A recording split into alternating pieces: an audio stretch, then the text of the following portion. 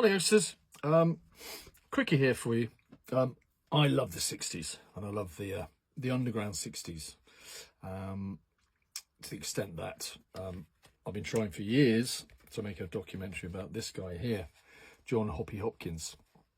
To find out more about him, I thoroughly recommend this. Now, this is a DVD, which are like CDs and albums, but you put them in a machine and had to push buttons. And so even if you knew how to use a DVD player, you'd probably be hard pushed to find this. But it popped up on my YouTube feed today. So Going Underground, Paul McCartney and the UK counterculture in the 60s. Really good documentary, about 2.5 hours long. So it's quite long, but it's the whole history of the underground and the counterculture with a sort of a slight emphasis on the Beatles. The main thing being that McCartney here, he was introduced to lots of Beatles stuff by people like him, a guy called Barry Miles.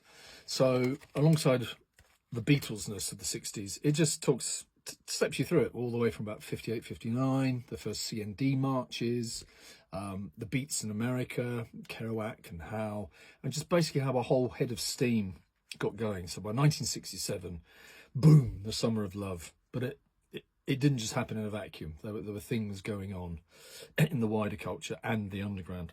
So out of all the 60s docs I've ever seen, and I've seen a lot, trust, this was really good. The people they interview, like Joe Boyd, the footage they find.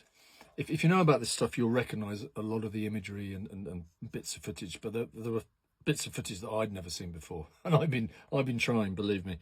So if you wanted to know more about the 60s, the counterculture, the underground, the Beatles, the rock industry, basically a lot of what we take for granted today started in the 60s with a lot of the movers and shakers that are contained within this CD. So do yourself a favour, go underground.